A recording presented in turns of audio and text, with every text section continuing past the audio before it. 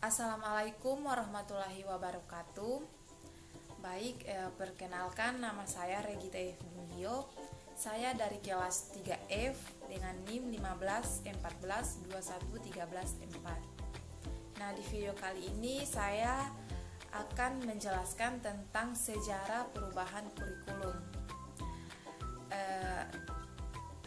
Tujuan saya membuat video ini untuk memenuhi tugas mata kuliah pengembangan kurikulum SD.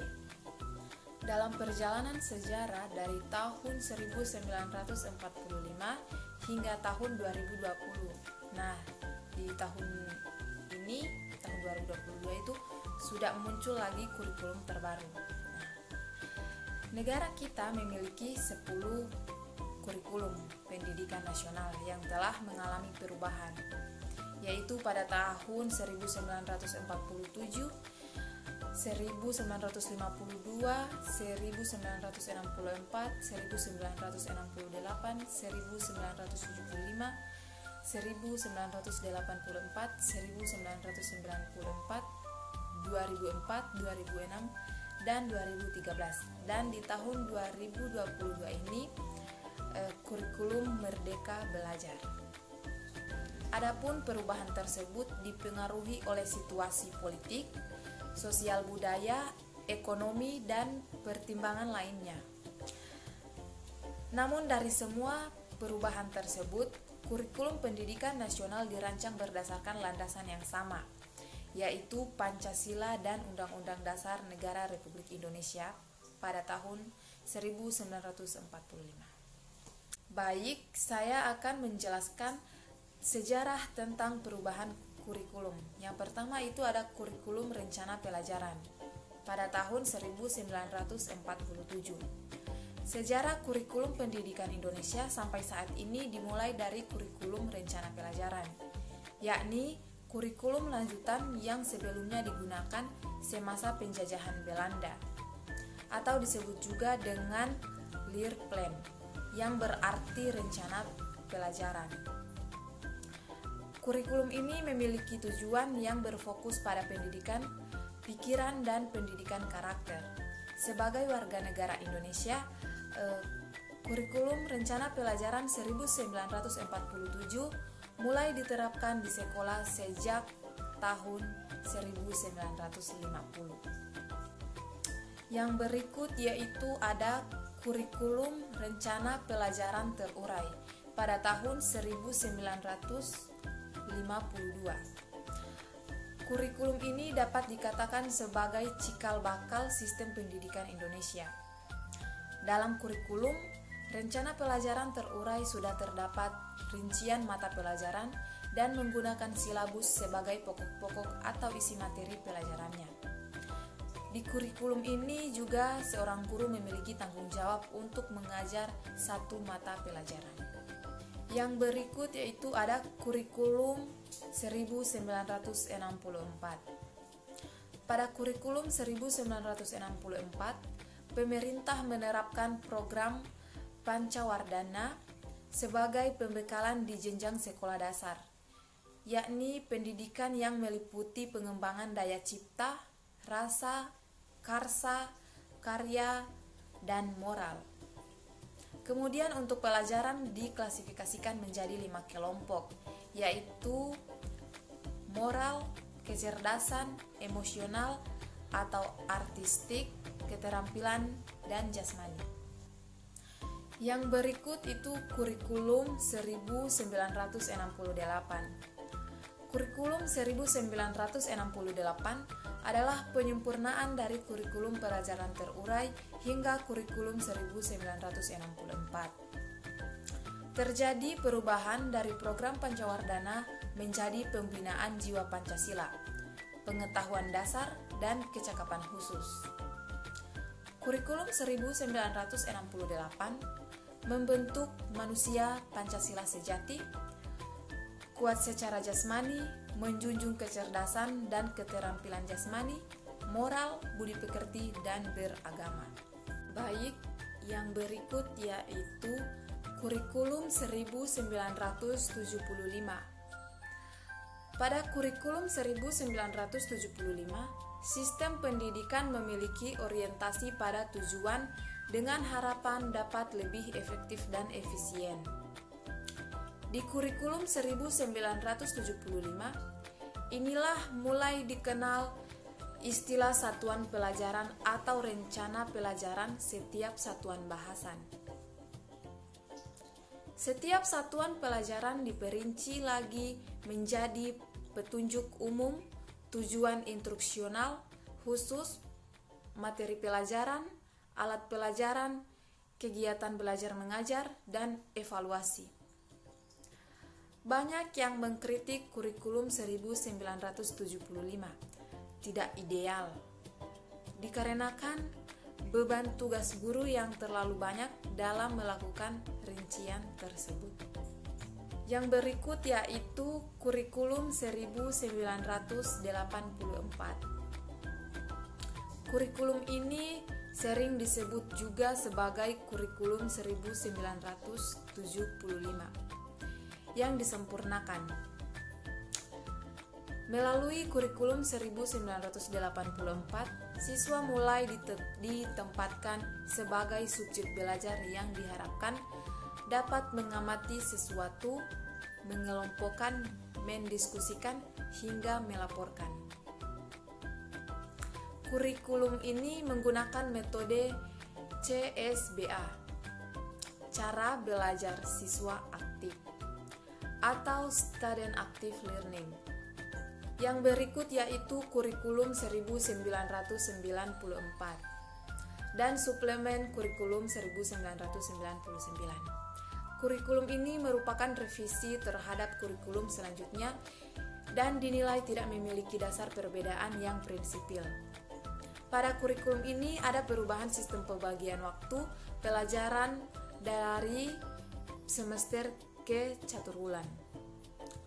Dengan pembagian waktu tersebut, diharapkan siswa dapat menerima materi pembelajaran lebih banyak dalam pembagian 3 kali caturwulan dalam setahun. Tujuan pengajaran menekankan pada pemahaman konsep dan keterampilan menyelesaikan soal dan pemecahan masalah. Yang berikut yaitu ada kurikulum 2004. Kurikulum 2004 atau lebih dikenal dengan KBK, kurikulum berbasis kompetensi, yakni perpaduan antara pengetahuan, keterampilan, nilai serta sikap yang ditujukan dalam kebiasaan berpikir dan bertindak. Kurikulum 2004 mendapat kritik perihal kaitan alat ukur kompetensi siswa dengan ujian yang masih dengan format pilihan ganda. Setelah dilakukan uji coba di Pulau Jawa dan kota-kota besar di luar Pulau Jawa, KBK dianggap kurang memuaskan bagi guru atau tenaga pengajar yang menerapkannya. Yang berikut yaitu kurikulum 2006. Berbagai kekurangan dalam KBK berakhir di awal tahun 2006, yang kemudian digantikan dengan KTSP, kurikulum tingkat satuan pendidikan. Dari segi isi dan proses pencapaian target, kompetensi siswa, dan teknik evaluasi pelajaran tidak banyak yang berubah dengan KBK. Akan tetapi terdapat perbedaan yang cukup signifikan untuk guru yang diberikan kebebasan dalam merancang pelajaran yang sesuai dengan lingkungan dan kondisi siswa di sekolah tersebut. Yang berikut yaitu kurikulum 2013. Menurut Menteri Pendidikan dan Kebudayaan, Muhammad Nuh, menjelaskan bahwa kurikulum terbaru atau kurikulum 2013 akan lebih menekankan pemikiran kompetensi berbasis sikap, keterampilan, dan pengetahuan. Di kurikulum ini, guru diharapkan dapat mendorong siswa untuk melakukan observasi, bertanya, bernalar, dan mengomunikasikan apa yang telah siswa pahami setelah menerima materi pembelajaran. Kemudian untuk siswa itu sendiri diharapkan dapat memiliki tanggung jawab terhadap lingkungan sekitar, kemampuan interpersonal, antarpersonal, dan memiliki kemampuan berpikir kritis. Kesimpulan perbedaan kurikulum pendidikan di Indonesia. Untuk memudahkan Kuiper dalam membedakan kurikulum pendidikan dari masa ke masa. Yang pertama yaitu kurikulum Rencana Pelajaran 1947 dengan bertujuan atau ciri pembelajaran menekankan pada pembentukan karakter manusia yang berdaulat dan sejajar dengan bangsa lain. Yang kedua, kurikulum Rencana Pelajaran Terurai 1952 dengan bertujuan atau ciri pembelajaran terdapat silabus mata pelajaran yang lengkap dengan satu pelajaran diajarkan oleh seorang guru. Yang berikut, kurikulum 1964 dengan tujuan atau ciri pembelajaran dipusatkan pada program Pancawardhana, yaitu pengembangan moral, kecerdasan emosional, keterampilan, dan jasmani. Dan yang keempat, kurikulum 1968 dengan tujuan atau ciri pembelajaran perubahan struktur kurikulum pendidikan dari Pancawardhana menjadi pembinaan jiwa Pancasila, pengetahuan dasar, dan kecakapan khusus. Yang kelima yaitu kurikulum 1975 dengan tujuan atau ciri pembelajaran menggunakan prosedur pengembangan sistem instruksional PPSI untuk merencanakan metode, materi, dan tujuan pembelajaran. Yang berikut, kurikulum 1984 dengan tujuan atau ciri pembelajaran mengusung proses skill approach dengan pendekatan CBSA, cara belajar siswa aktif dan berorientasi pada tujuan instruksional. Dan yang ketujuh yaitu kurikulum 1994 dan suplemen kurikulum 1999 dengan tujuan atau ciri pembelajaran.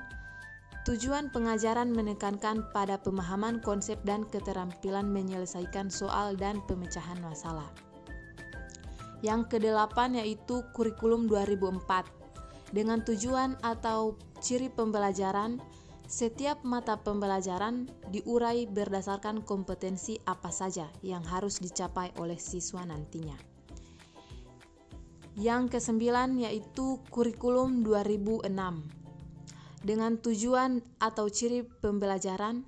Departemen Pendidikan Nasional pada saat itu menetapkan kerangka dasar atau KD, standar kompetensi lulusan atau SKL, dan standar kompetensi dan kompetensi dasar atau SKKD.